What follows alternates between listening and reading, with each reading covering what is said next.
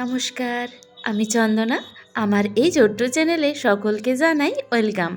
বন্ধুরা, তোমরা যে যেখান থেকে আজকে আমার এই ভিডিওটি দেখছো, আশা করি সকলে তোমরা খুব ভালো আছো, সুস্থ আছো, আর আমরাও বেশ ভালো আছি। আজ মঙ্গলবার, আর এখন ঘড়িতে সময় ভোর 5:30। সেই আগের রুটিনে ফিরে এলাম। মাঝখানে একটুখানি ছন্দপতন হয়েছিল, ওই যে ছেলের এক্সাম শেষ হয়ে কয়েকটা দিন ছুটি কাটাতে গিয়েছিলাম। তোমরা যদি আমার আগের ভিডিও দেখো তাহলেই বুঝতে পারবে।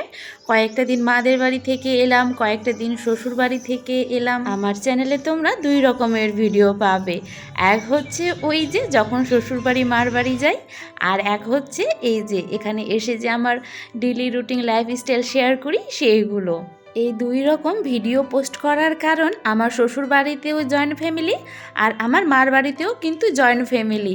অনুষ্ঠান পরব আমাদের লেগেই থাকে, ঘন ঘন যেতে হয় বাড়িতে, আর গেলে থাকাও হয়। সেই কারণে এরকম ভিডিও পোস্ট করা, যাতে আমার চ্যানেলে ভিডিও দেওয়া বন্ধ না হয়।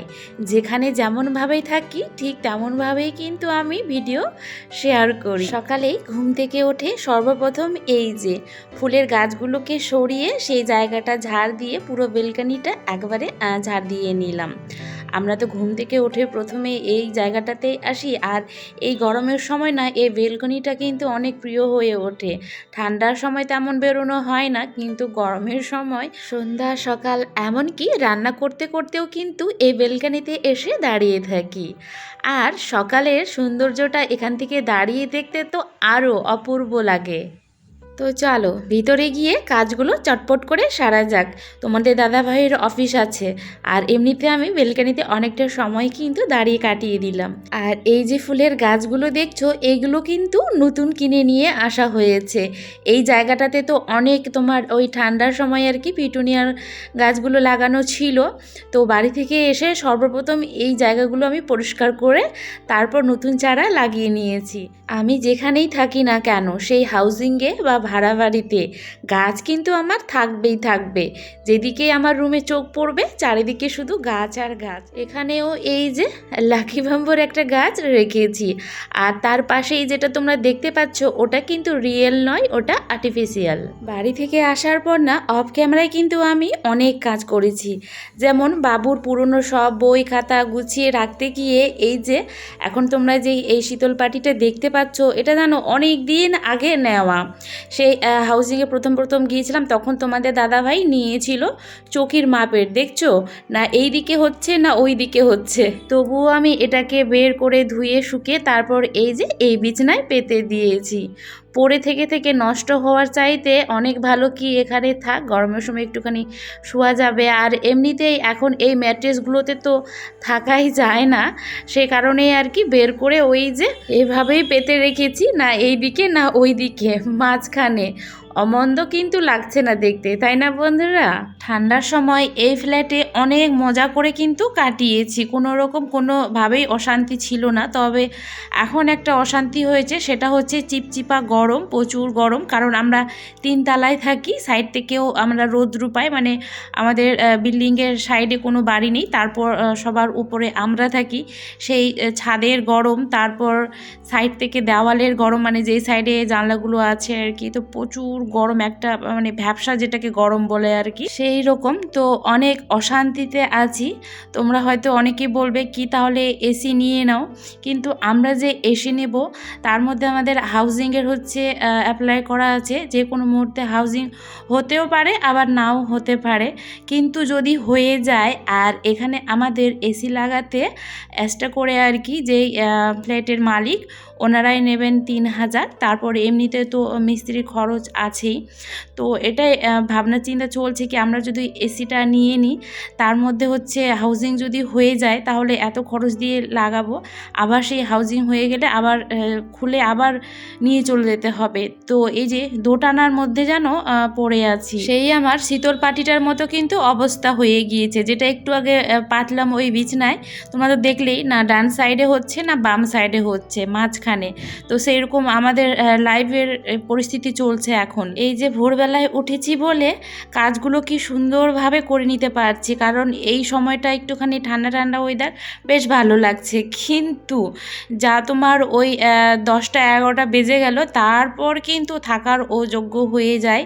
তখন না আমরা বিছানায় শুতে পারি, না তোমার ওই বাইরে বেলকনিতে দাঁড়িয়ে থাকতে পারি। তখন আমাদেরকে থাকতে হয় সেই মেজোতে গড়াগড়ি খেতে হয়, কারণ বিছানার চাদর মানে বিছানার উপরে উঠে থাকলে তখন মনে হয় কি কেউ হয়তো বিছানার চাদরে আগুন লাগিয়ে দিয়েছে, মানে এরকম আর কি। থাকতে পারি না বিছানার উপরে, শুধু ওই বিছানাগুলো সুন্দর করে পেতে রাখাই থাকে, আর বিছানাতে শোয়া হয় না দুপুরবেলা।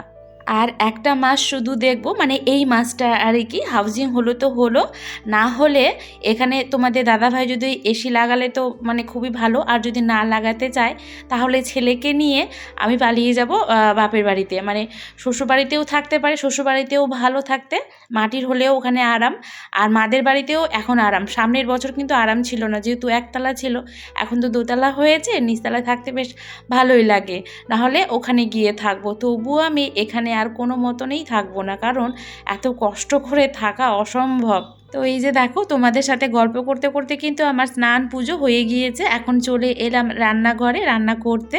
তো আজকে পাঁচমিশালি সবজি করব, মানে ফ্রিজে যা যা সবজি ছিল সব একটু একটু করে বের করে নিয়েছি। ঝিঙ্গা, তারপর তোমার এই কলার, ওটাকে কি বলবো, থোড়, হ্যাঁ কলার থোড়, তারপর ডাঁটাও ছিল, কোয়াশ আছে অল্পটুকুনি, তোমার পটল আছে, আলু আছে, সব কিছু দিয়ে একটা সবজি। আর তার সাথে এই যে সোয়াবিন দেবো, তো সোয়াবিনটাকে আমি গরম জলে সেদ্ধ করে জল ঝরিয়ে রেখে দিয়েছি। প্রথমে সোয়াবিনটাকে ভেজে নেব।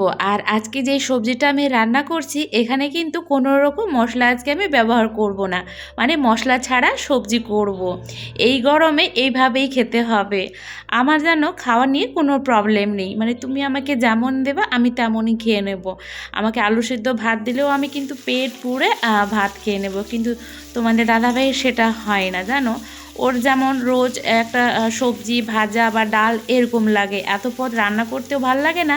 আর এত কিছু কোনটা ছেড়ে কোনটা খাবো, তার মধ্যে রোজ রোজ তো ভালোই লাগে না। কোনো দিন শখ করে যে অনেক পদ রান্না করলাম, বা কেউ এলো বাড়িতে আত্মীয় স্বজন তখন করলাম, সেটা ঠিক আছে, কিন্তু এমনি দিনে নিজের জন্য এত কিছু রান্না করতে আমার তো একদমই ভালো লাগে না। সেই তোমাদের দাদা ভাইয়ের জন্য আমাকে রোজ ডাল করতে হয়, কিন্তু আজকে তো আমি ওই বললাম না ডাল করব না, এটাকে একটুখানি বেশি করে জল দিয়ে নিলাম, ঝোল ঝোল রেখে দেবো, তাহলে এটা দিয়েও মেখে খেয়ে নেবে। আমার হয়েছে আরেক জ্বালা জানো, আমরা বাড়িতে মোট 3 জন থাকি, মানে তোমাদের দাদাভাই, আমি আর বাবু, 3 জন 3 রকমের। এই যে বাবু যেমন ধনেপাতা দেওয়া সবজি খাবে না, সবজি যে না মানে ধনেপাতা দিলে কোনো কিছুতেও খেতে চায় না, বকতে শুরু করে দেয়। তো এই যে দেখো, আজকে আমাদের মেনু ভাত আর পাঁচমিশালি সবজি, করলার ভাজা, এখানে একটুখানি হীরা কেটে নিয়েছি, তারপর হচ্ছে তোমার গাজর আর এক টুকরো লেবু। এই গরমে আর কি চাই, আমি তো পেট ভরে খেয়ে নিয়েছি। অবশ্য তোমাদের দাদাভাইও আজকে খেয়েছে, শুধু খাওয়া যায়নি বাবু। ওই যে বললাম ধনেপাতা দিয়েছি সে কারণে। আর এমনিতে সবজি ভাতও কিছুতেই খেতে চায় না, রোজ মাংস, ডিম, মাছ এসব কিছু লাগে। তবে আজকে আমি কিন্তু ওর জন্য কিছুই আলাদা করে আর রান্না করিনি। যখন ওর প্রচুর খিদে পাবে তখন দেখবে আবার এসে আমাকে বলবে, মা আমাকে খেতে দাও। কারণ এখন যেহেতু ওর অত খিদা পায়নি বলে খেলো না, আর তারপরও বলছিল আর কি ডিম ভেজে দাও, এটা করে দাও, কিন্তু আমি দেইনি। কারণ সবজি ও কিছুতেই খেতে চায় না। সবজি খাওয়া নিয়ে বাড়িতে প্রচুর আমাদের অশান্তি লাগে, ঝগড়া লাগে আর কি বাবুর জন্য। তো ওই যে রান্না বান্না খাওয়া দাওয়া কমপ্লিট করে রান্নাঘরের যেই কাপড়গুলো আমি ইউজ করি সেগুলো একেবারে ভালো করে সার্ফ দিয়ে ধুয়ে তারপরে এই যে বেলকানিতে এনে মেলে দিলাম। আর সকালে যেহেতু স্নান করেছি তখন কিন্তু আমি কাপড়গুলো মেলে নিই, রেখেই দিয়েছিলাম, এই যে এখন মেলে দিলাম। আর বাকি রইল ঘরের কাজ আমার এখন, এই যে এই বেডটা পরিষ্কার করা, বিছানা ঝাড়ার, আর তারপর ওই যে ঘর মোছার। সকালে একবার কিন্তু ঝাড় দিয়ে নিয়েছি, শুধু ঘরটা মোছাই হয়নি, বাইরেটা বেলকনিটা মুছেছি আর এই রুমের অর্ধেকটা মুছেছি, কারণ ওই যে পুজো দেবো সেই কারণে।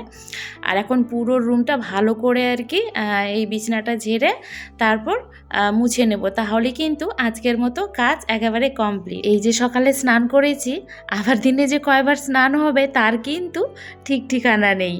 যেমন কাজ করতে করতে কিন্তু অলরেডি আমি ঘেমে যাচ্ছি, তখন স্নান না করলে কিন্তু আর ভালো লাগবে না। তো যাই হোক, ঘরটা মুছে আবারও গা হাত পা ধুয়ে ভিডিও এডিটে বসবো। তো বন্ধুরা, তাহলে আজকের মতো এখানেই আমি আজকের ভিডিওটি শেষ করলাম। আবারও একটি নতুন ভিডিও নিয়ে আসব। ততক্ষণের জন্য সকলে তোমরা খুব ভালো থেকো, সুস্থ থেকো আর অল টাইম হ্যাপি থেকো। তো দেখা হচ্ছে আবারও একটি নতুন ভিডিওর সাথে।